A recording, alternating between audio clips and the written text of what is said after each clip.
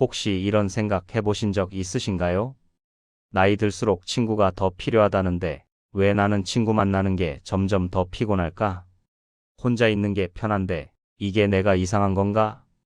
오늘 저는 감히 이렇게 말씀드리겠습니다. 나이 들수록 친구가 꼭 필요한 건 아닙니다. 아니, 오히려 친구를 줄여야 마음이 편해집니다. 오늘 이 이야기를 끝까지 들으시면 여러분은 혼자여도 괜찮다는 확신과 품위 있게 홀로 서는 방법을 얻게 되실 겁니다. 우리는 평생 이렇게 들어왔습니다. 나이 들면 외롭다. 그러니 친구를 많이 만들어라. 친목 모임에 나가라. 취미 활동하라. 동창회라도 나가라. 그런데 말입니다.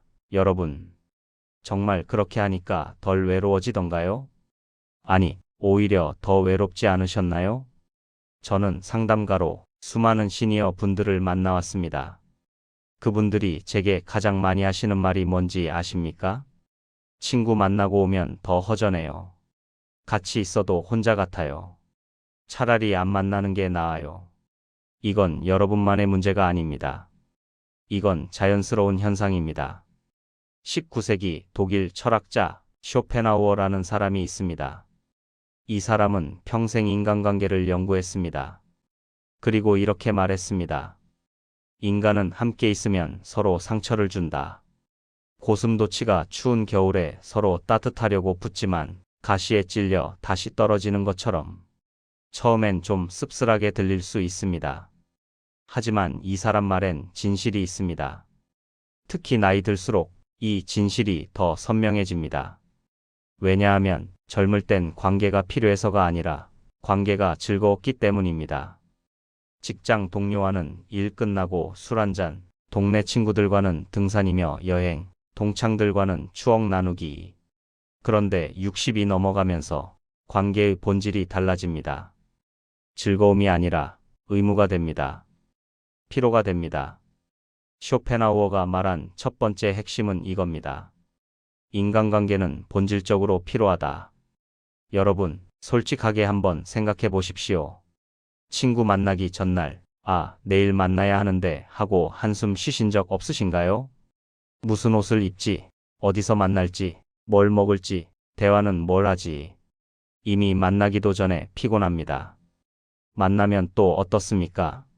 건강 이야기 나오고, 자식 이야기 나오고, 누가 돌아가셨다는 이야기 나오고, 병원 이야기, 약 이야기.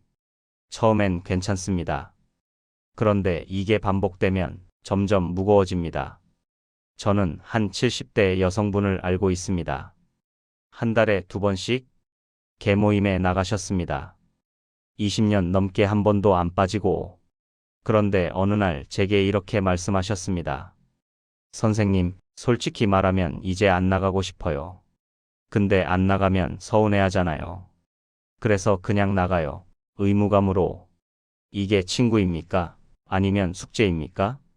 쇼펜하우어의 두 번째 핵심입니다. 인간은 타인에게 인정받고 싶어 한다. 그리고 그 과정에서 비교하고 고통받는다. 여러분, 친구 만나면 뭐 하십니까? 대화 나누죠. 그런데 그 대화 속에 끊임없이 비교가 숨어 있습니다. 우리 아들은 대기업 다녀. 우리 딸은 의사랑 결혼했어. 우리는 요즘 제주도에 집 하나 샀어. 나는 아직도 건강해서 약 안 먹어. 이런 말들, 악의는 없습니다. 그냥 자랑하고 싶은 겁니다. 그런데 듣는 사람은 어떻습니까? 나는 왜 이 모양일까? 우리 자식은 왜 이 모양일까? 나만 힘든가? 이게 쌓입니다. 저는 한 60대 남성분을 압니다. 이분은 동창회에 나갔다가 친구들이 손자 자랑하는 걸 듣고 집에 와서 며칠 동안 우울했다고 합니다. 본인은 아직 손주도 없고 자식도 결혼 안 한 상태였거든요. 친구를 만나러 갔다가 상처를 받고 돌아온 겁니다. 이게 친구입니까? 쇼펜하우어의 세 번째 핵심입니다.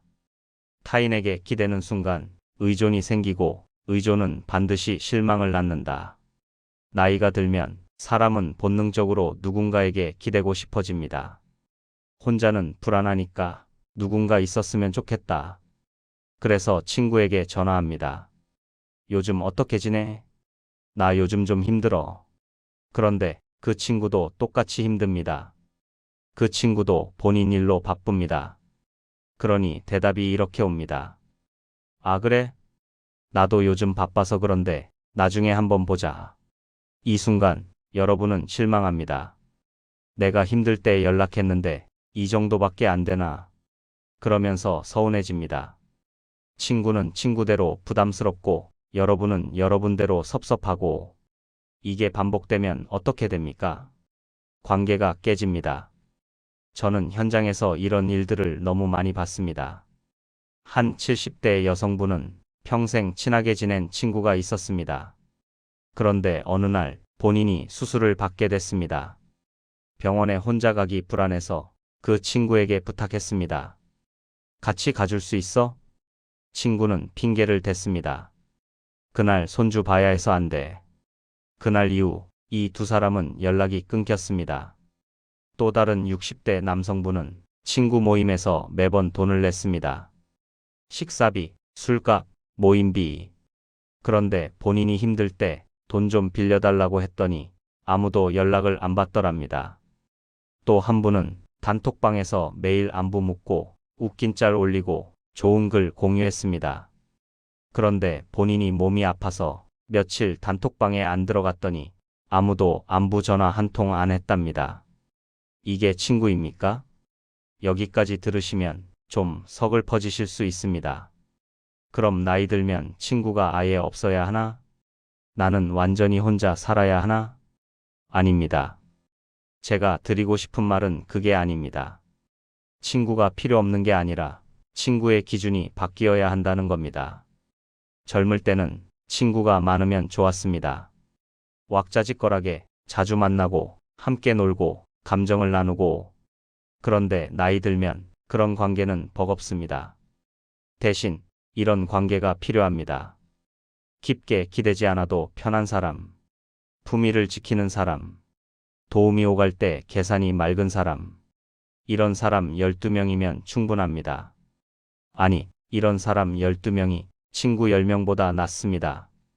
자, 이제부터 구체적으로 말씀드리겠습니다. 친구를 줄이면 어떤 이득이 생기는지. 첫 번째, 마음의 평온입니다. 친구가 줄면 비교할 일이 줄어듭니다. 누가 더 잘 사는지, 누가 더 건강한지, 누가 자식 잘 키웠는지 이런 생각 안 해도 됩니다. 그냥 나는 나대로, 내 속도로 내 삶을 살면 됩니다. 저는 한 65세 남성분을 압니다.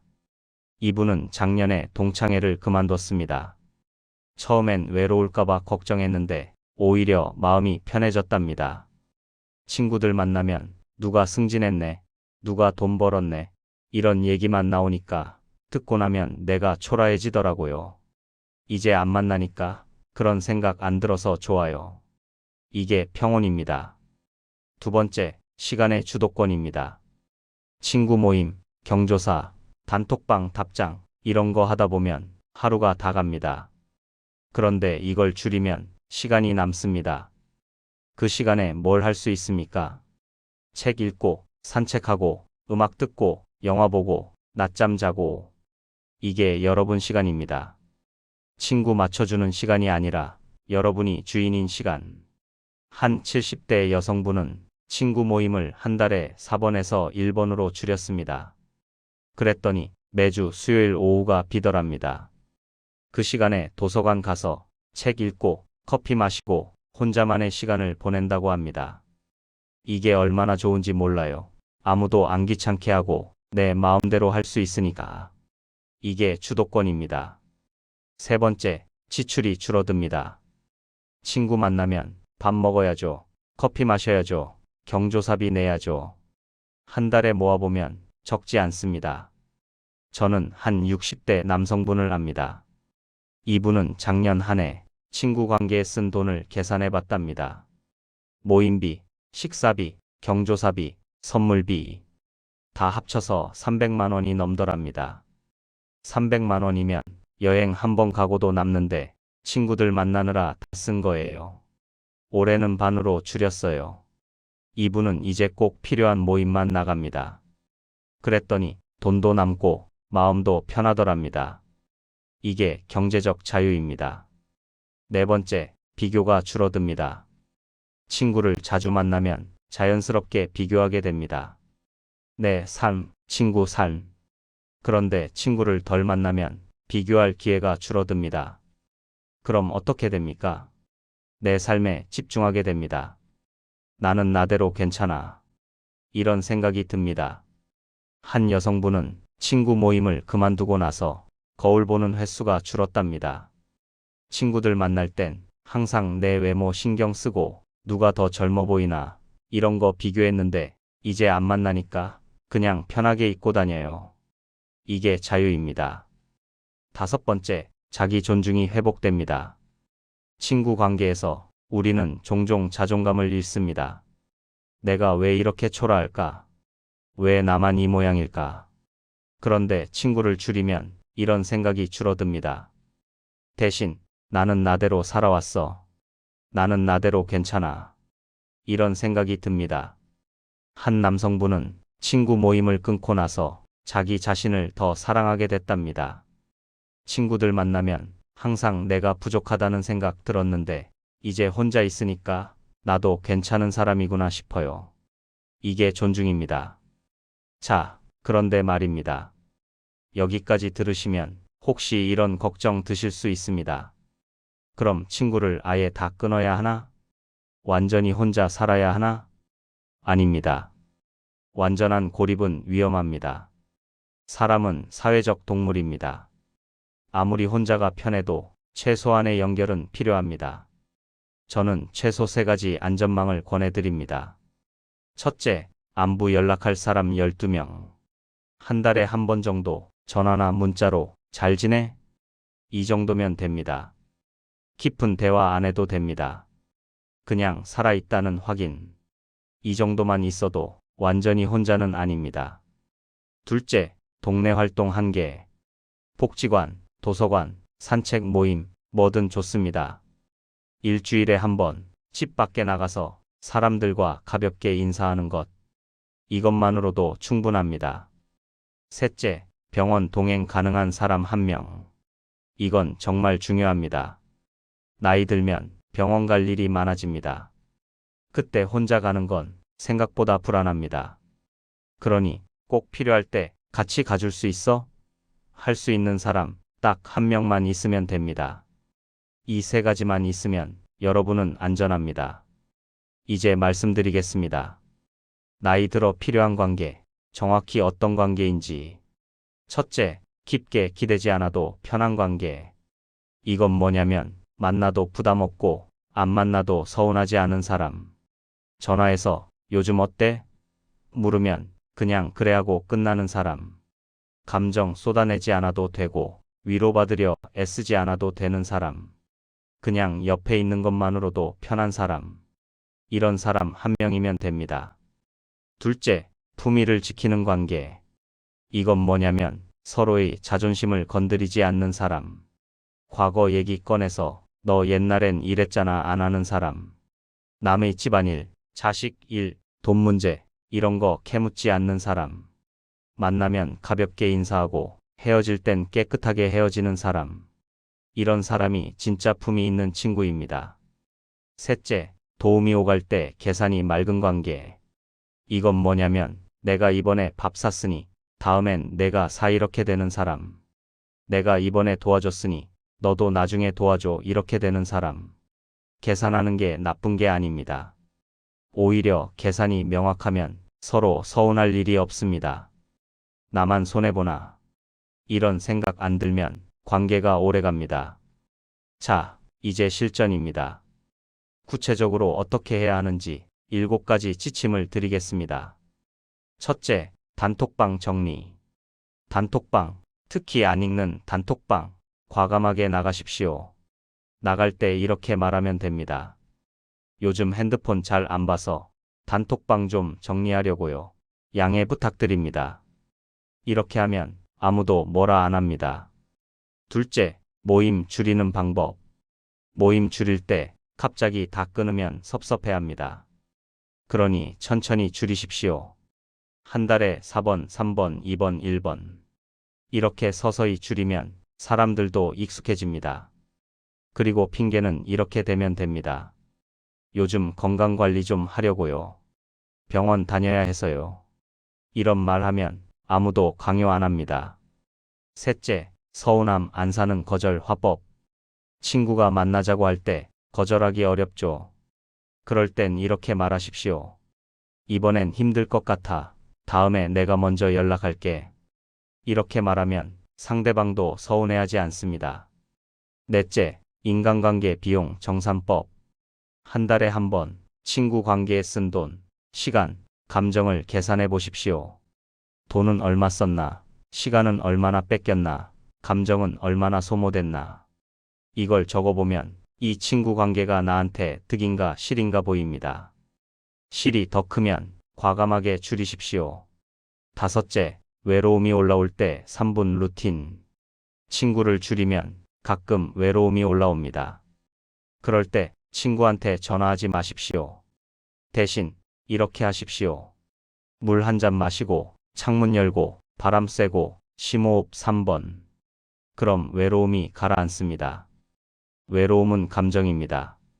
감정은 3분이면 사라집니다. 여섯째, 감정 쓰레기통 역할 거절. 어떤 친구는 자기 하소연만 합니다. 만나면 본인 힘든 얘기, 자식 문제, 배우자 문제, 이런 얘기만 쏟아냅니다. 여러분은 듣기만 하고, 이런 친구는 과감하게 거리 두십시오. 만날 때 이렇게 말하면 됩니다. 나도 요즘 힘들어서 무거운 얘기는 좀 부담스러워. 이렇게 말하면 상대방도 알아듣습니다. 일곱째, 친구 없는 삶이 아니라 가벼운 관계 단단한 나로 설계하기. 친구를 줄인다고 해서 완전히 혼자 사는 게 아닙니다.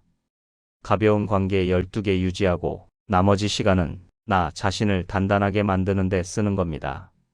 책 읽고, 운동하고, 취미 갖고, 나를 사랑하는 법 배우고. 이게 진짜 나이 들어 필요한 삶입니다. 자, 여기까지 들으시면 혹시 이런 생각 드실 수 있습니다. 결국 나이 들면 차갑게 살라는 거 아냐? 아닙니다. 차갑게 사는 게 아니라 따뜻하게 나를 보호하는 겁니다. 친구가 필요 없는 이유는 친구가 나쁘다는 게 아닙니다.